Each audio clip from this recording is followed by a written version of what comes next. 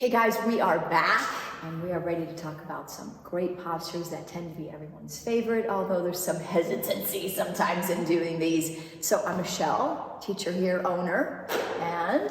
I'm Matt, I'm also a staff teacher here. I'm Sarah, I'm staff teacher here.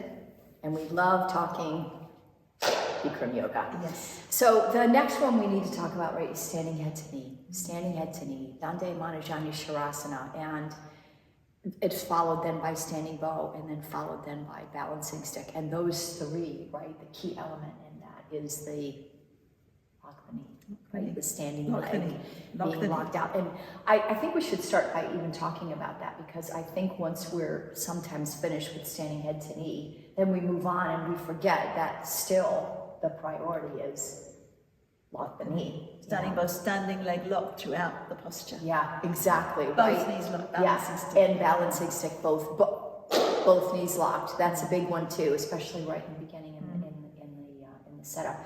And you know, I hear you say this a lot, Matt. You always say it's also called the concentration series. Let's talk about that for a minute, because we've warmed up, right? We've done pranayama, we've done moon, we've done awkward, we've done eagle posture, and then we've had our party time, and now we're ready to go with these three. And right away, the yoga is asking you to what? Concentrate, right? And we're using the body as a medium, right, to help us concentrate, right? So I think it's sometimes we think of the yoga like it's athletic, like you're trying to achieve some athletic activities, and that's not really the point. And it's particularly true in the balancing series or the concentration series, that you're trying to fill your body with power. You're trying to go and charge the body. So sometimes we'll say charge the body, which isn't a cavalry charge, it's a fill you up, like you charge tires or you charge a tank of air. And so with locking the knee, you're charging the leg. It's not just about the knee, it's about the whole leg all the way up into the hip. When it's fully charged, meaning you've filled it with your power, with your willpower, then there's nothing happening. It ain't bending because you've got no knee. So see, what I hear you saying then is that it isn't going to happen unless you concentrate on that. It isn't going to happen, right? It takes. It doesn't happen by accident. Right? Yeah, you're making a conscious choice, right, to concentrate on it and use your willpower, right? Like you're saying, which is what makes this class so effective. Yes. We're asking you to use the body as a medium so you get more concentration. What do we say? Determination, self-control, patience, faith, right? Those five in particular, we're using them throughout class, but in these three, right, in particular, right, and Bikram calls it mind over matter, right, kind of razor sharp kind of concentration. Concentration power. Concentration power. Yeah. And Matt, you always say, right, you say too, Sarah, a lot, concentration is our superpower. Yes. I mean, it really is. You guys, if we're not using our concentration, we're not present, right? And we all know too, right? It's almost like concentration is limitless. It's not really, there's more that we can garner. And we are the subject, the performer of the concentration, the object of its benefits as well. Yeah, oh my God, think about that, right?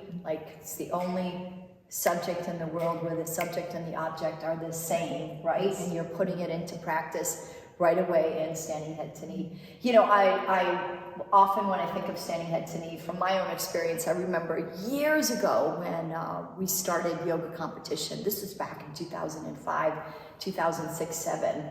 There was conversations about not making standing head to knee the first posture. This is back in the day when it was 7 postures in 3 minutes, because everybody was falling out. And there was but there was this element that no, it's the perfect one to start with, because you have to, it shows how strong is your concentration right out of the gate. I mean, now you don't have to, it doesn't necessarily need to be the first one, but right away, standing head to knee is asking you to concentrate. So I know we're going to demonstrate, standing head to knee, but are there other comments that we want to share about? I mean, there's a million of them. Well, I think with standing head to knee, you're straightening. So when we say lock the knee, the first most obvious thing about a lock knee is it's a straight leg. It's a powerfully, actively straight leg. Now, you know how to do this, and we all know how to do this. We've been doing this since we were children. We know how to straighten our legs, but we're just not used to continuing to concentrate on straightening it and holding it straight with power. Right. So this really is just an exercise in willpower and concentration. The body may or may not be at various stages of willingness at this point, but the mind is the real tool that's being crafted. And so it's very easy in this posture, I think, and I think it's a common thing. I've watched beginners, they come into their first class and they don't know how to do the posture, but they try really, really hard and they manage to maybe momentarily lock their knee and they kick out, and it may or may not be a mess, but with great determination and great excitement. And then the 5th, the 10th, the 20th, the 100th, the 200th class, it's like, oh, and then the stories come, well, my body doesn't do this, I can't do this. And so that's the mind developing explanations for why it's not getting the results it thinks it should get. But the results come only when you concentrate. That's so beautiful. It's not a skill. It's not locking the knee isn't a skill that advanced yogis have. I think that's the thing, is that people look at it as some unattainable or difficult to attain goal. And it's just something that absolutely all human beings have the ability to do today, but we're just not used to practicing it. And so we're just developing that practice of bringing our willpower and concentration in. And it's just the same as if you're in a negotiation with somebody. Like, you want to buy a house for a certain amount of money and somebody wants to sell your house for a bigger amount of money, and you're not meeting. But do you cave at the first sign of a counter proposal, or do you kind of hold your ground? Toughen up and just say, no, I this is my counter. No knee, you're going to lock. So that's what you're really developing, that sense of determination and not giving up. And so we give instructions about how to try the right way and encourage you not to give up. That's the real destination, and as our teacher would say, that's the ultimate destination of it. The athletic or the physical benefit is all the beautiful side effects of that process. Of course, we've all heard, like what you said, we've all heard Bikram say, anyone can do it. Anyone can do it. I love that. He makes it clear. And another line when you were talking, Kevin, something from the dialogue, if you're standing legs bending, the posture hasn't started yet, which can sound like a judgment, like the buzzer of doom, like you failed. No, it's bringing your attention again. So lock it. Then lock it if it's not. That is so beautiful. What a great way. I'm learning right now, because it takes the pressure off when you dissect these, right? Like you already know physically how to do it. And I love both of this, because you guys, aren't you hearing? I'm hearing too. Like, we then all of a sudden bring in so much, what do they call it? Mire, noise, crap, right? And then before you know it, you've got excuses, and then over time, right? Hopefully you've kind of moved through all of that and you're back to the beginning again. I just got to look in the mirror and say to myself, lock the knee, and sharpen your determination, right? That's the point too. Obviously, you guys know, something that comes up in our teacher training, the phrase that our teacher uses a lot is no choice. And it's good to put yourself in the mindset that you have no choice. Now, you already know that. You have no choice about your heart beating. You have no choice about your lungs working. Thank God. So sometimes it's hard and your heart's beating hard, and sometimes your lungs are like, you're struggling for a breath, but you don't give up. You don't say, oh, to hell with that, let me stop my heart and give it a rest, or let me stop my lungs and give them a rest. Oh, it's beating too much on the left side. You have no choice, so you keep going. And so if you can put the rest of your existence in that mindset, then suddenly these insurmountable obstacles begin to melt. And that's really the key. All the obstacles in life, and we just use standing head to knee as a tool to deal with life, to give us the strength to deal with life, the determination to deal with life. And isn't that great? It kind of gives hope. Again, like you said, anybody, anyone can do it, right? And it's, and just make up your mind and do the best that you can. And there's some days where it will feel wobbly. Don't make a judgment about it, right? You're just practicing, right? Well, what will you do in that moment? Well, maybe I'll put my leg down and do it again, and then gain more and more confidence, right, each time. So what were you saying too about the phrase in the dialogue? If your standing leg is bending, the posture hasn't started yet. Yeah, I love that. I feel like that's a key thing, you guys, when you hear that in the dialogue. I mean, how many of us use it kind of as a judgment, like, exactly. Okay, well, darn it. But no, really, it's saying, right, your attention isn't there. Your attention's not there. Right? Yes. You know, so go back Yes. and grab your attention again and build up your determination again and stay in respectful. self-control and be patient. And by the way, have faith, right? Yeah. It's respectful. Yeah. And you can do it. Right. Like you said, it's Right. putting his voice Right. into it. You know, we have Right. that line. You can do it. Right. Pick it up. Right. Pick up the foot. Right. And, look, Right. and if it's not, then keep doing it. Yeah, It's yeah. like, yeah. Yeah, I really love that we're starting out these conversations because we can get into the mechanics of it, and we will. But you guys, this is really why, right? This is really why we're doing what we're doing. Is there anything more you want to add to it, maybe? Or just kind of move into... I mean, the only thing I'd really add is that it is difficult. If it was really easy, we probably wouldn't do it, and we probably wouldn't get a lot of benefit out of it. Yeah. So the difficulty, rather than seeing as something to be deterred by, you just see that as that's just part of the landscape of how do you develop stronger willpower by challenging your willpower. Right. Yes. You don't, How that's do you the only build a way. stronger That's muscle? the You only build way. a stronger Right. muscle by challenging a muscle. Right. If I pick up a sheet of paper and do 20 repetitions of lifting a sheet of paper up, well, I will gain some kind of muscle strength from it, but not as much as lifting 20 pounds. Right. That's exactly true. It's another good point, Matt, and to not be upset with yourself. It's really a muscle that you're strengthening between you and you, right? So It is difficult, and anyone can do it. Exactly. You stand in between those two places on the edge. Yeah. I used to think by not doing it, I'd save myself for the next posture by not doing it full out. Yeah. And then once I started to do it full out, I discovered it gave me energy. And it gave me concentration. Right. So I could actually do more afterwards, not less. Yeah. And that might be, I was thinking, what maybe remind me of that was what you said about the competition. It came first. Yeah. So if they've nailed it, what happens then? Absolutely. And that's another good point, just because sometimes we think, I'm going to save my energy. Right? No, right? Like you'll gain energy. Like be in the moment, right? And recognize the moment, and your choice is going to give you that energy. Yeah. You said something though earlier, I think we should add to, right, is how Bikram is so crystal clear in the beginning of these three, right? That you have to look in the mirror and make your mind from the very beginning that you won't give up. Yes. Try 100% the right way, not giving up. That's the ultimate destination. You know, over the years, I've come to appreciate those comments even more because, you guys, it is in the beginning. It's before you're doing anything. Are you going to make up your mind, right? That you are going to try the right way and not give up on yourself, right? Yeah. There's also a very important thing that is in how we teach a lot of postures, which is concentrate one point. Yeah. We say that a lot in various different postures. And that phrase is not accidental, it's not casual, there's a deepness to that, that when you concentrate one point, all of your willpower, everything comes together. Yeah. And so it doesn't matter what you're doing in life, and it's the cornerstone of all meditation that you concentrate one point. Sometimes in meditation it's on a sound, or making a sound, or visualizing a candle, or analyzing your body, scanning your body, or thinking of praising a deity, or, there are many different techniques, but they all involve concentrating single-mindedly, a drishti, a single point of conscious concentration.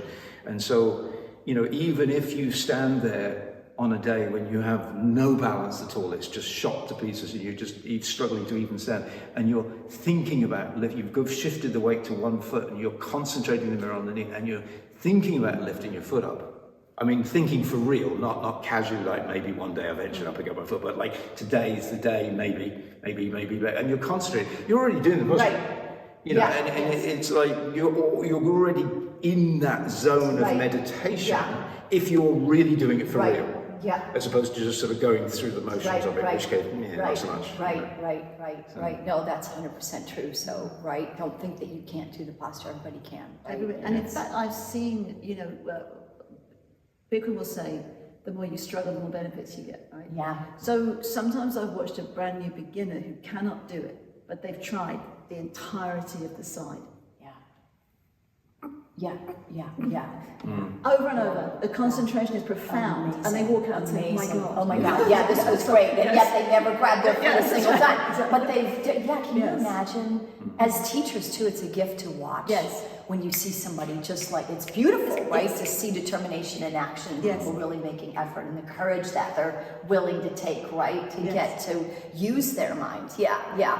Yeah, I always think a friend of mine gave me this analogy about, really razor sharp concentration where the knife is about ready to go close to the tomato, and just as it hits it, it's split apart, right? Like it's just the tomato already knew, right?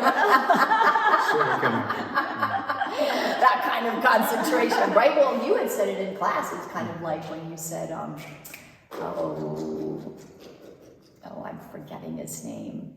Oh my gosh, he went to go punch with all Bruce of Lee. Yeah, Bruce Lee, right? 1 inch punch. He didn't even touch the guy, and boom, right? He flew back, that's the kind of power we have, right? And that's what you're saying, like, asking us to use it. Well, why don't we move into like demonstrating that? We can talk more about the other postures. Yeah. So if you listen to the words always mean what they say. So feet together, wipe your hands, shift your weight to your left leg, interlock your 10 fingers. You don't have to interlock to start with, you can, but you can keep the hands open. And then listen carefully to this part. Pick up your right foot. 10 fingers interlocked, 3 inches below the toes. Now what Matt just did was round down. This is not my teacher's words, you don't have to do it. Bring the leg to you. Can you do it again? Bring that. That's so you would start off like that. Feet together, like the hands, interlock the fingers, grab the foot in front. Now he's nice and strong and he can start to lock his standing leg. Also his chest is up. Keep the chest up and then slowly, gently, right leg, lift up and stretch forward until the leg exactly parallel to the floor. Keep kicking. You have to kick. Both knees locked. If both knees are locked, then only bend your elbows down towards the floor until your elbows touch the calf muscle, eventually elbows below calf muscle. If still you can balance there with both knees locked, slowly bring your body down, chest down, head down, tuck your chin to your chest, keep kicking, touch your exactly bottom of the knee. Challenge kick to come out. And that's the normal, that's what happens. Congratulations, right? That's excellent. I was just gonna say, right, like he built his foundation, right, and kicked out. And then I think the first to the second phase can take a long time and let it, right? Until both legs are locked out, right? And even says it in the dialogue. Well, there is also this phrase: if both knees are locked and still, you can balance there comfortably.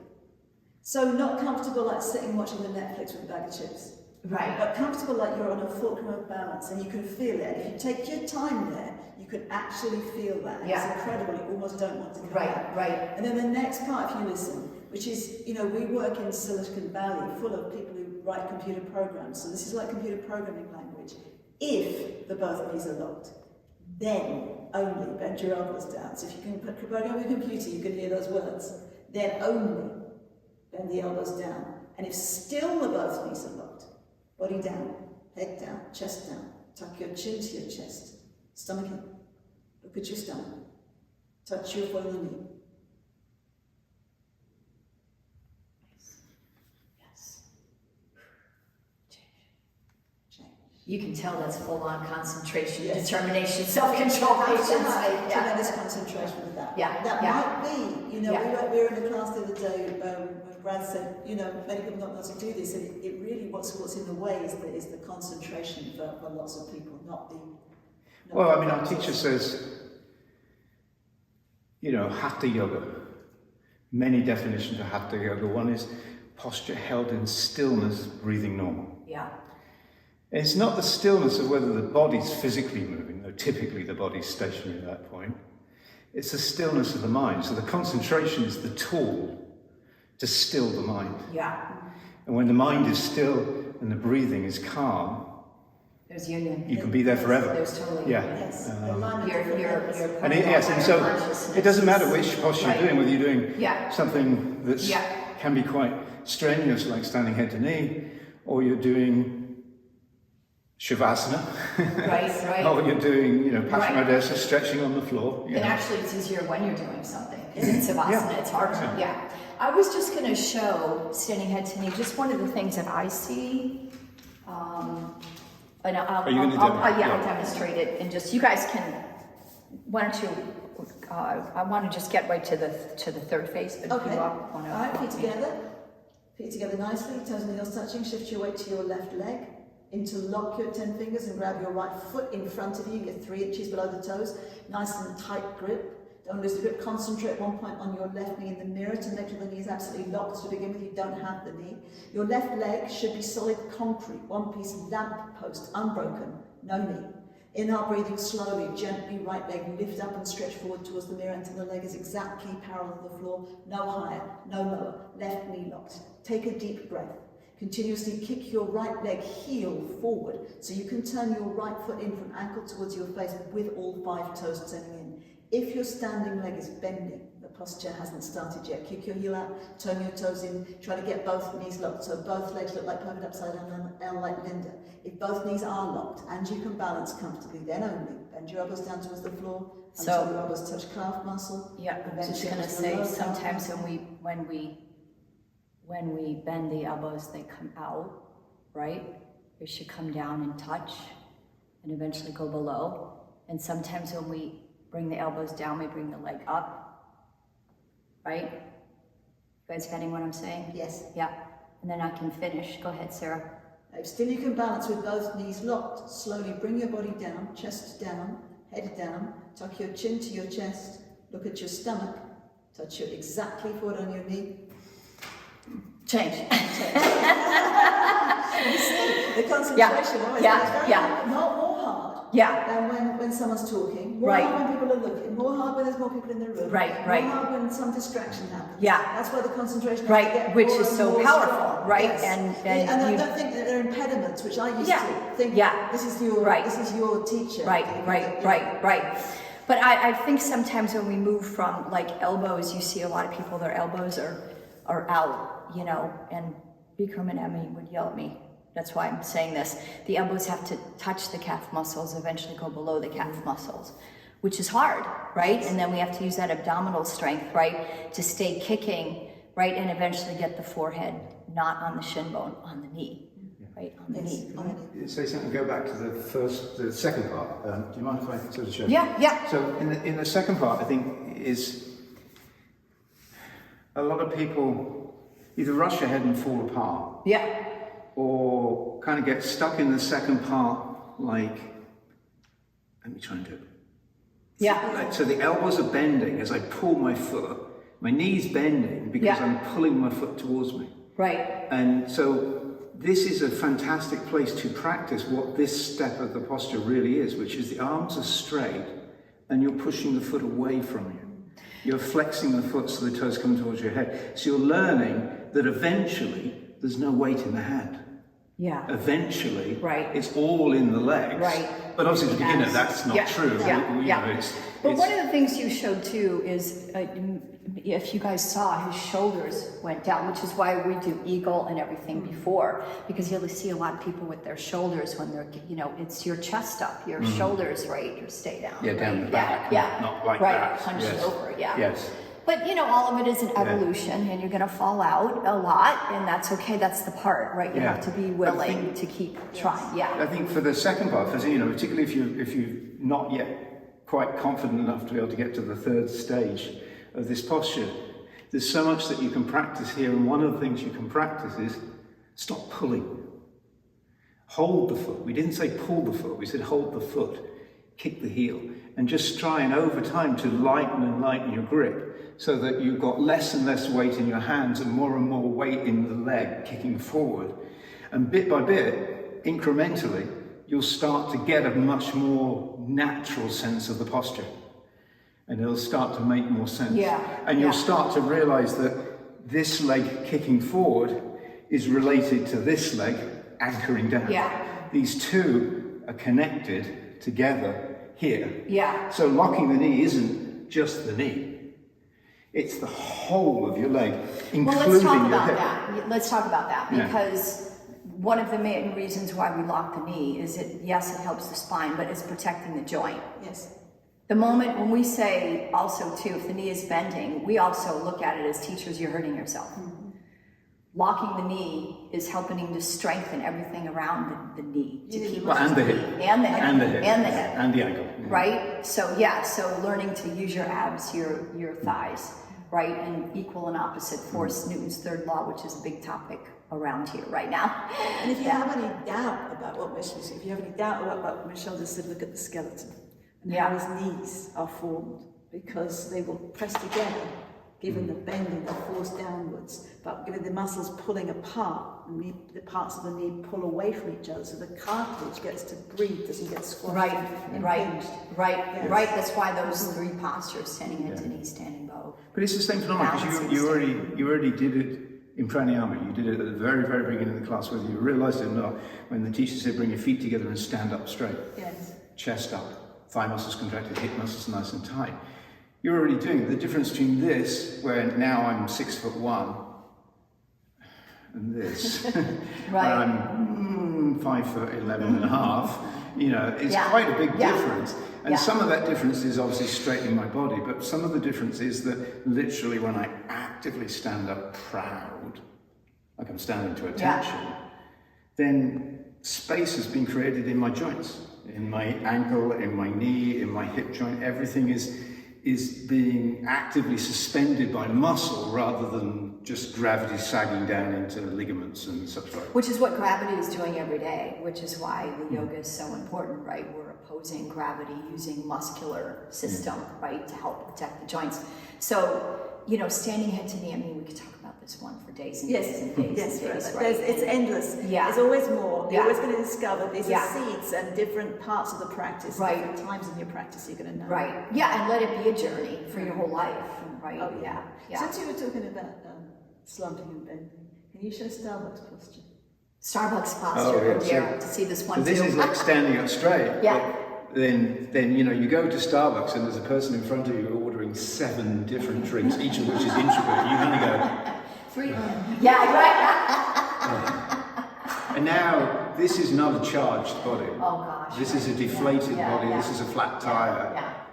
And you're like, Now what I and the see, hips sticking out, Yes, everything's collapsing, knees are being compressed, ankles are being compressed. So and what it's like, what I see, and I at one time was guilty of it, is people start with a locked knee, then they end up like, well, yes, so you start here well, and then at some point you're here, and then you kind of go, Yeah. And you know what though? Isn't that indicative of, I'm glad you brought that up, because it is interesting, and this goes even back to like what we just had a Q&A with Rajashri. It goes back to her thoughts too, where, it's not just 3 seconds. We're asking you to do this for 30 seconds, a minute or more, and it's telling you a story about yourself, right? Because you might have a little bit of confidence in the beginning, but soon as something shows up, right? Then all of a sudden it's like you brought something else into your concentration that you let affect you. Yes. Right? Yes. And then all of a sudden you've compromised yourself when you didn't need to, right? So a lot of it is stamina and endurance and repetition and practice and awareness of recognizing that you let something